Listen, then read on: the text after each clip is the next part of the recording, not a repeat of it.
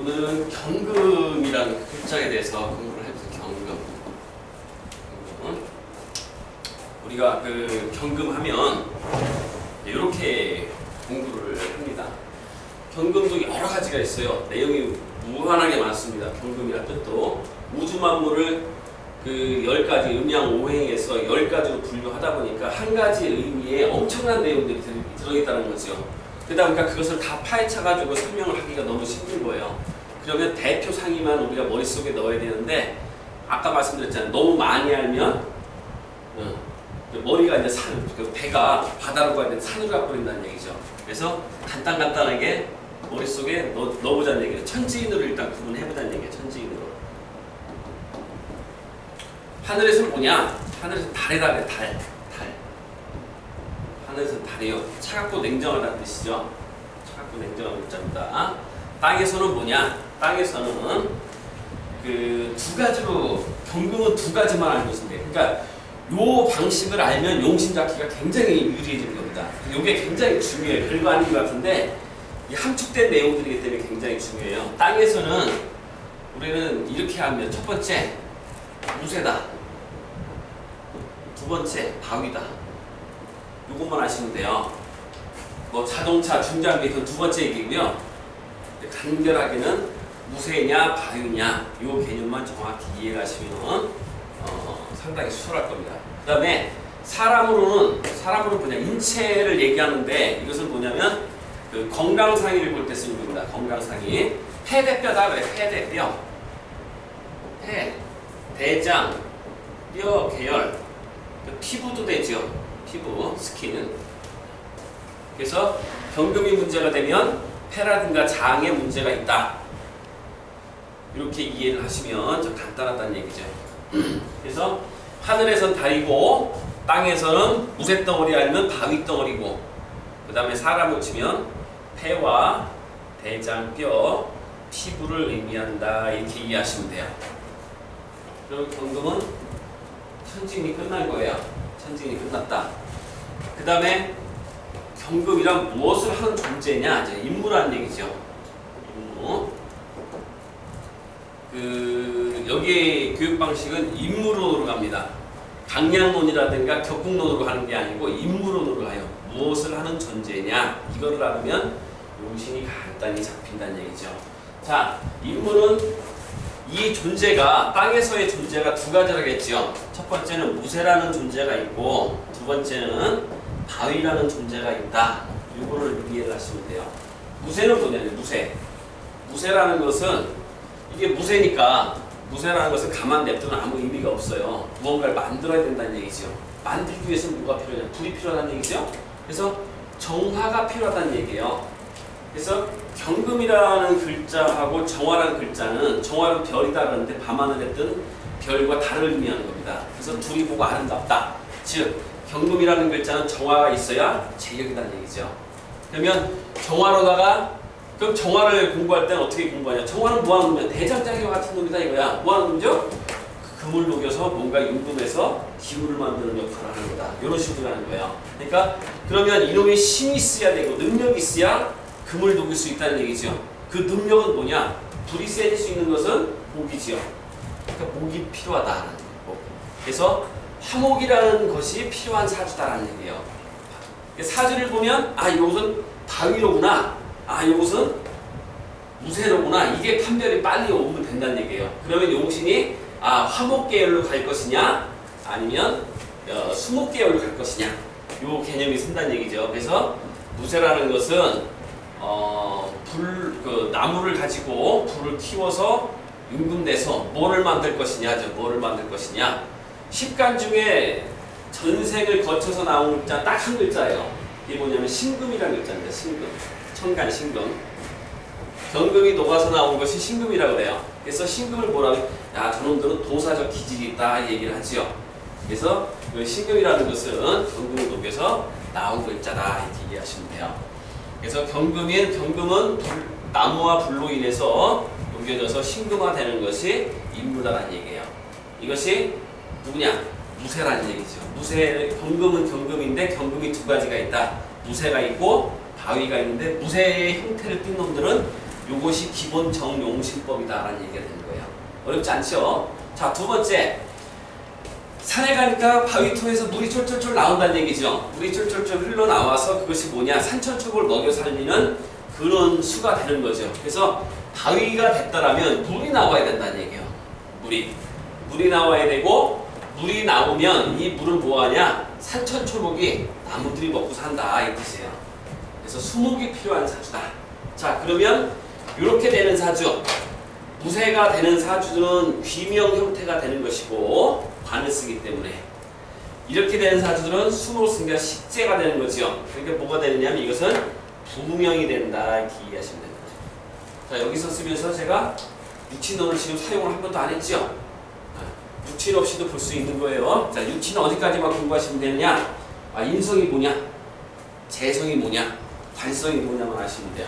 나머지는 이 방식으로 다 통용이 됩니다. 사실은. 자, 그래서 인무까지 이제 이해를 하신 거예요. 인무까지. 자, 그 다음에 뭐를 알아야 되냐? 성격이 어떨 것이냐? 성격을 한번 공부해야 돼요. 성격. 요놈의 새끼는 성격이 어떻게 생겨볼 것이냐? 경금이라는 것은 무쇠도 되고 바위도 된다고 했으니까 성격이 조용조용하지는 않다는 얘기죠. 그래서 그 성격이 어떤 성향이냐? 바위라든가 무쇠는 단단해 보이고 차가워 보입니다. 단단해 보이고 차가워 보이기 때문에 성격이 어떠냐? 냉정하다. 결단성이 크다. 의리주의자다.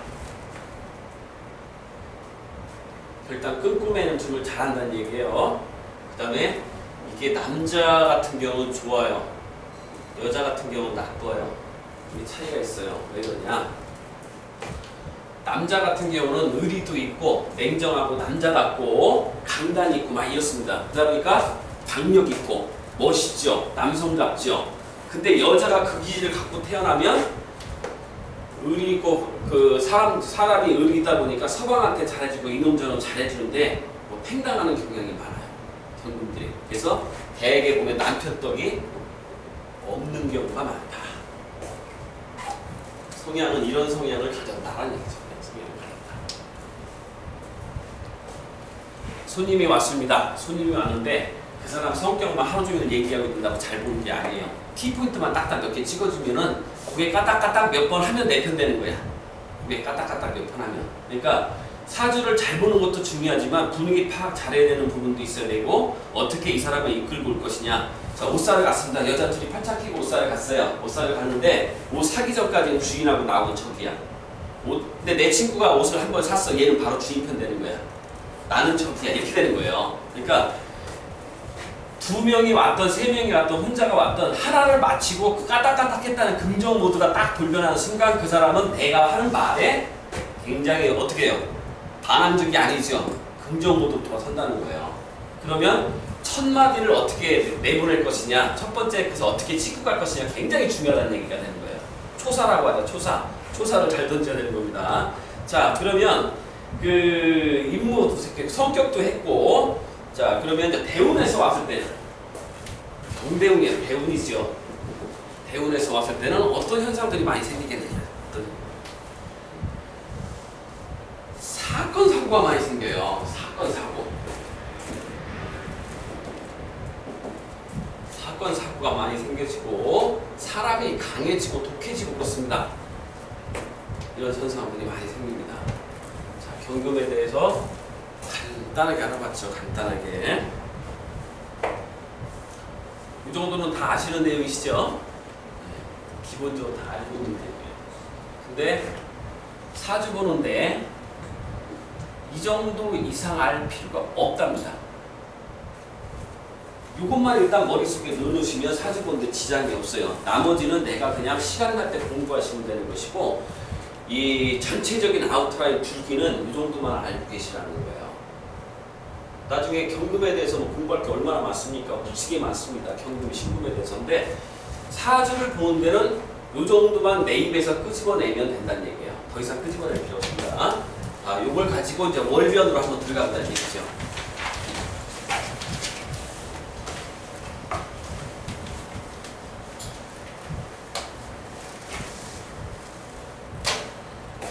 자, 지금 가르쳐드린 것을 머릿속에서 잘 이해를 하고 계셔야 돼요. 그래야 보입니다.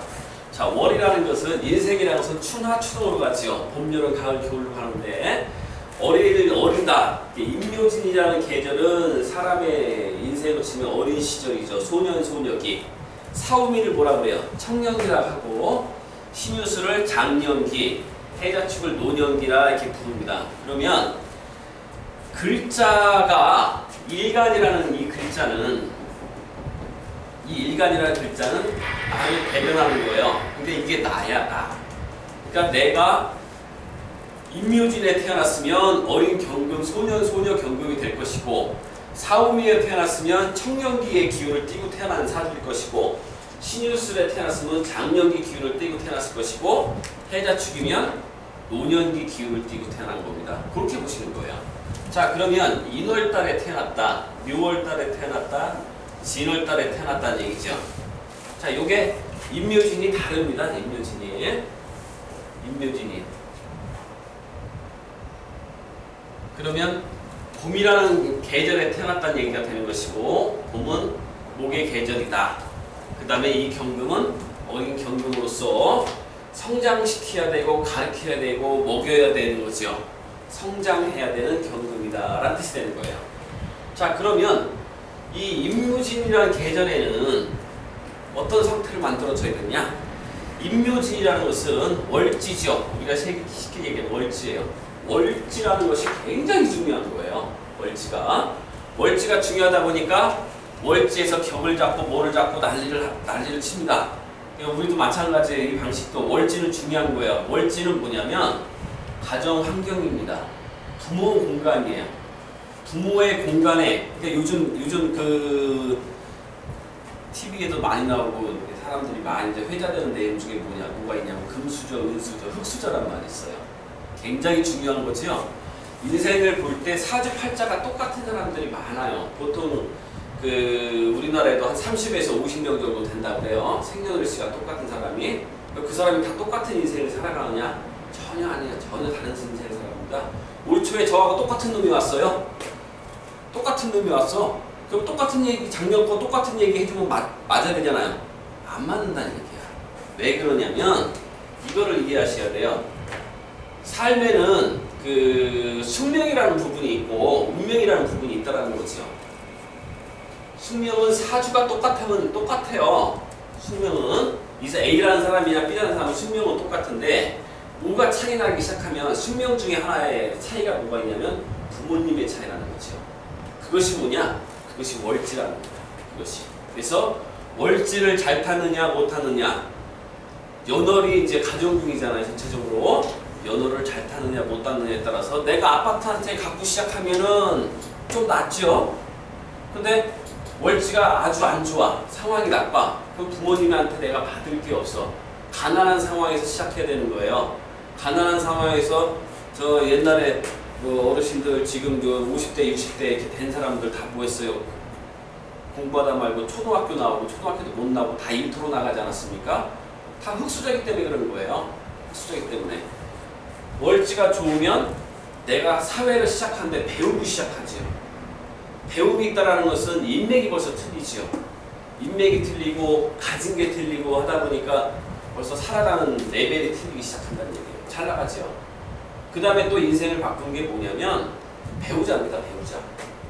배우자를 누구를 만나에 따라서 내가 더 올라갈 수도 있고 내려갈 수도 있어요. 요즘 많이 그런 말 옛날부터 하죠. 여자 팔자는 무슨 팔자라고 해요? 쪼그란 바가지 팔자라고 하지요. 여자만 그렇습니다. 남자도 그래요, 요즘에. 그래서 요즘 젊은 사람들 어디 일하라고 돈 많은 여자, 돈 많은 남자 찾는 게 일하니까. 그래서 부모가 틀린다, 배우자가 틀리다, 그 다음에 자식이 누구를 낳느냐 또 틀려지는 거죠. 말년에는. 또 한 가지는 이름이에요. 제가 이름을 나름대로 열심히 이제 연구해가지고 써보는데 얼마 전에 그런 일이 있었어요. 어떤 혜자라는 아줌마가 왔어. 옛날 이름에 자자만 있었죠. 자자.